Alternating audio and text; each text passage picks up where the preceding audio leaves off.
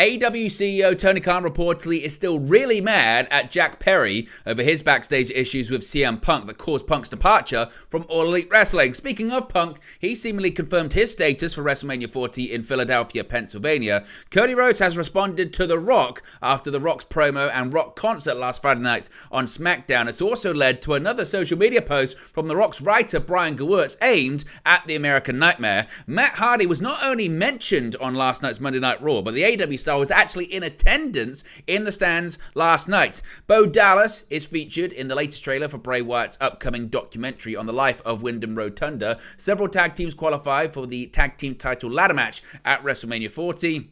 And Shayna Baszler, her opponent, is confirmed for Bloodsport during WrestleMania week.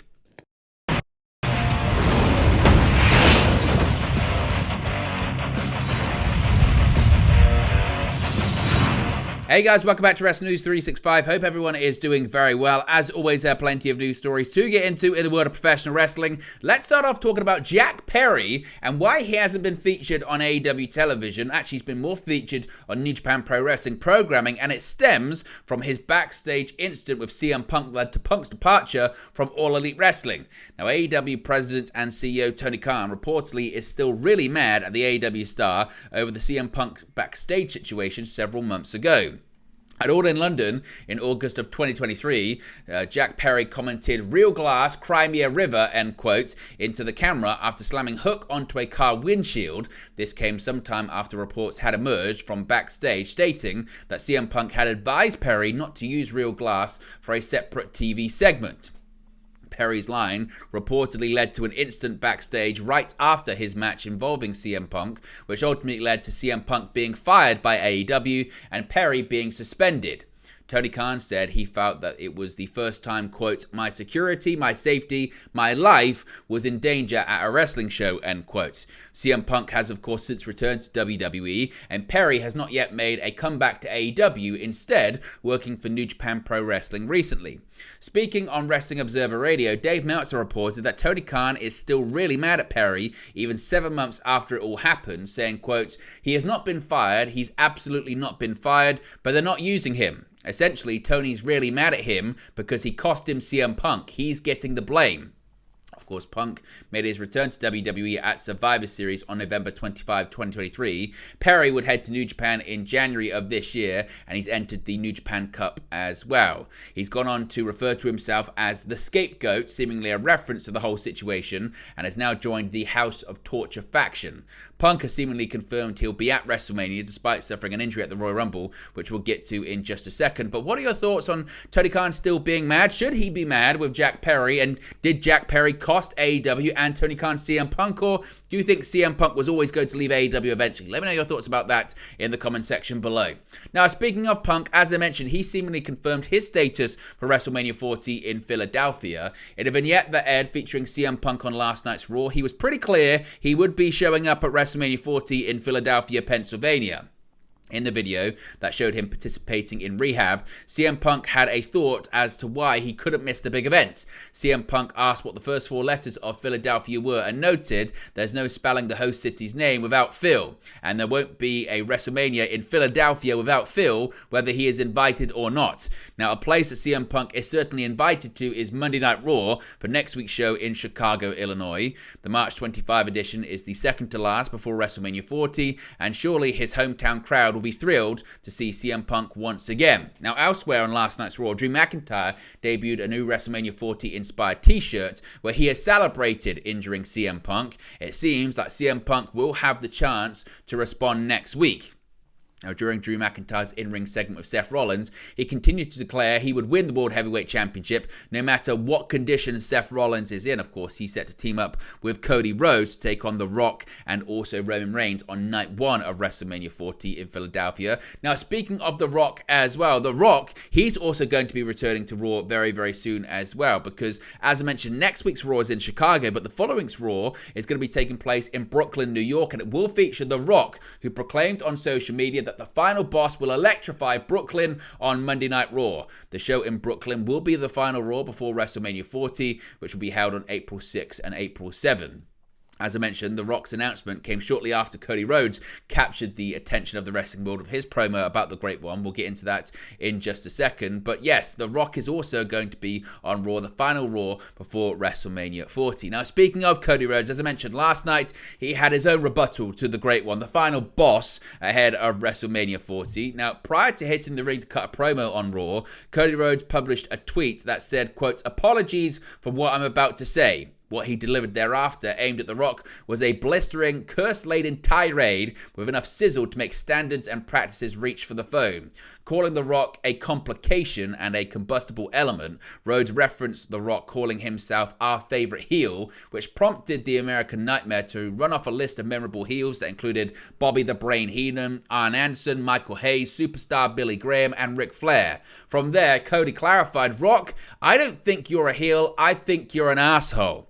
Given some of the stories of late that claim The Rock has been playing by a different set of rules than everyone else as to the type of language he gets to use, that was enough to get those of us who have been paying attention to take a little extra notice, only it would get then more fun as well. Rhodes would then go on to call The Rock a whiny bitch, said a bunch of nice things about his mother before a stellar execution of him setting him straight, telling him you don't know his mum at all, and that Mama Rhodes herself ain't afraid of you, Rock. Putting an exclamation point on his entire rant, Rhodes asked Dwayne if he was going to have all that big Dwayne energy when the bell rings on night one of WrestleMania, or if he was going to have LDS, Little Dick Syndrome.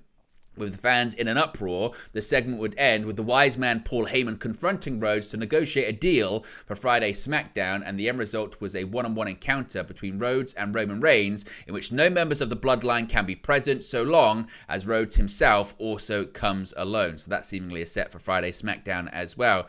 Now, when it comes to Rhodes' scathing promo about The Rock firing back at the Hollywood star, this version of Cody Rhodes was a lot more cutthroat with his promo, calling The Rock an arsehole, whiny bitch, as I mentioned, referencing Little Dick Syndrome. Now, per Dave Meltzer on Wrestling Observer Radio, WWE made an exception for Cody Rhodes to go against the rule of no swearing because he needed to have an appropriate response to The Rock, who himself is an exception to that rule, despite all other talents being instructed to follow it recently. Meltzer said, quote, "There was a memo, everyone got it, but they gave Cody, they knew he had to come back against The Rock. There was absolutely a memo. I got that from several different guys, and there's been other reporters who have too, so that's not nothing, and no one else is allowed to do that. But he, Cody, was given the opportunity to do it basically because they wanted him to stay babyface, essentially, and if he came off badly on this promo and The Rock came off so great in Memphis, it's like that's not what they want." So seemingly, when it comes to Rhodes, he was allowed to be a bit salty with the language because WWE felt that The Rock was becoming too cool and Cody needed to be cool back, and that was by using the language that he used on Raw as well. Now, what was also quite interesting too was Cody Rhodes firing numerous shots at The Rock during his promo, one of which was at The Rock's new final boss moniker. Now, Rhodes noted that he doesn't think the Hollywood star will be the final boss at WrestleMania, calling The Rock Roman's side chick. Cody also gave a shout out to Brian Gewirtz for giving The Rock the final boss nickname. Well, Gewirtz has now taken to Twitter to clarify that he didn't come up with that name, also taking a shot at Cody's dog Pharaoh. Well, Brian Gewirtz has since responded on social media. He said the following. He said, quote, "Final boss isn't anything I came up with. The Rock calls himself that because he is that. If it makes you feel better, Cody Rhodes, I was the first to tell him about your spectacularly stupid, goofy-ass dog." So he took a massive shot at Pharaoh there as well. What did you make of Cody Rhodes' promo last night? Let me know your thoughts, reaction to all of it in the comment section below. Now, interestingly, an AEW star attended Raw last night. That's one Matt Hardy, which is certainly very interesting because he actually got a mention during the broadcast as well. WWE commentator Michael Cole made mention of two AEW stars as well as Owen Hart on last night's episode of Raw.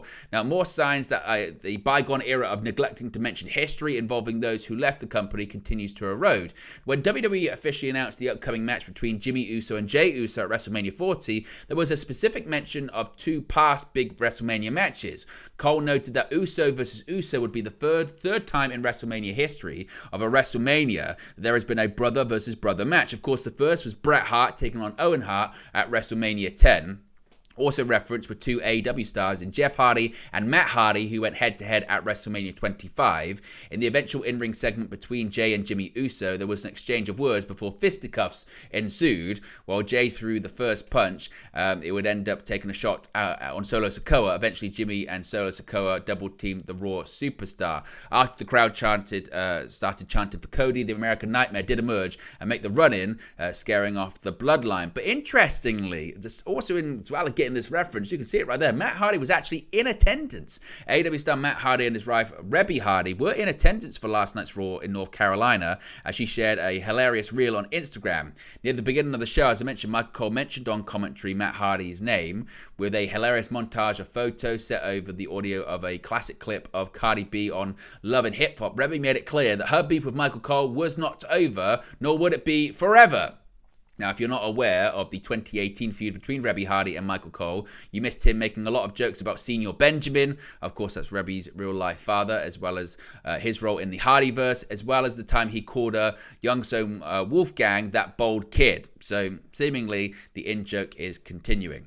Now, several tag teams have qualified for the upcoming ladder match for the Tag Team Championships at WrestleMania 40. On last night's March 18 episode of Raw, there were 3 qualifying matches for the 6-team undisputed WWE Tag Team Championship ladder match at WrestleMania in Philadelphia. Already confirmed for the match were Damian Priest and Finn Balor, of course, they being the Tag Team Champions. In the first qualifier on Raw, Tommaso Ciampa and Johnny Gargano, DIY, qualified with the victory over the Creed brothers. R-Truth and The Miz, who are now officially the Awesome Truth, are in the ladder match as they picked up a victory over Veer and Sangha of Indus Sher. And the last Raw qualifier was won by the New Day's Kofi Kingston and Xavier Woods over Alpha Academy members Otis and Akira Tozawa. Now, the remaining 2 teams will be determined by a tournament taking place on SmackDown, which is yet to finish, but those 2 teams have qualified. Now, we mentioned yesterday that there was going to be this Bray Wyatt documentary coming up as we get closer to WrestleMania, and a new trailer for the WWE documentary about Bray Wyatt on last night's Raw featuring Bo Dallas sharing memories of his real-life brother. After the tragic passing of Bray Wyatt, real name Wyndham Rotunda, fans have continued to mourn his loss. Announced yesterday by Triple H on social media, a new documentary about Bray Wyatt. According to Variety, who broke the news, quote, narrated by Mark Calloway, aka The Undertaker, the doc will feature interviews with Rotunda himself and never before seen footage from the WWE archives, as well as interviews with WWE superstars like Hulk Hogan, John Cena, Becky Lynch, Triple H, and Wyndham's brother Taylor Rotunda. Bray Wyatt Becoming Immortal will premiere on April 1st on Peacock. Now, as you can see on the screen right there, as featured on Raw last night, Bo Dallas, real name Taylor Rotunda, will be featured. Of course, he also portrayed Uncle Howdy when Bray Wyatt was last on WWE television. And finally, Shayna Baszler's opponent for Bloodsport has been revealed, and I guess we're gonna be getting some Forbidden Door from WWE. Now, WWE Shayna Baszler is set for GCW Bloodsport during WrestleMania week, and now a TNA Wrestling Champion has been revealed as her opponent. Don't call it the Forbidden Door, but WWE is having a crossover moment with TNA Wrestling once again, this time during WrestleMania week. After it was previously announced that WWE superstar Shayna Baszler would be appearing at Bloodsport, now her opponent has been revealed. Her opponent for the match is set to be none other than TNA Wrestling's Masha Slamovich, as the pair will face off on Thursday, April 4, 2024. Of course, Slamovich is currently one half of the TNA Knockouts Tag Team Champions, along with her partner, Killer Kelly. The move is notable, as previously WWE stars were rarely, if ever, allowed to make non-WWE appearances, although there have been notable exceptions. Shinsuke Nakamura participated in the retirement match for the Great Muta for Pro Wrestling Noah, as well as several NXT stars making appearances for Booker T's independent promotion Reality of Wrestling. According to a recent report from Dave Meltzer, there may be more WWE appearances coming to independent promotions during WrestleMania 40 week. Of course, WrestleMania 40 will take place on Saturday, April 6 and Sunday, April 7 in Philadelphia, Pennsylvania. But there you go, guys. Latest pro wrestling news for you. Be sure to smash a like on the like button. Be sure to subscribe, bottom right hand corner. As always, let me know your thoughts in the comment section below, and I'll speak to you again very, very soon. Hey guys, thank you for watching, listening, streaming, or however you come across this video today. Be sure to click on the video on the right there to watch our next video, or click the bottom there to subscribe, or the bottom right hand corner. Thank you very much, and I'll speak to you again very soon.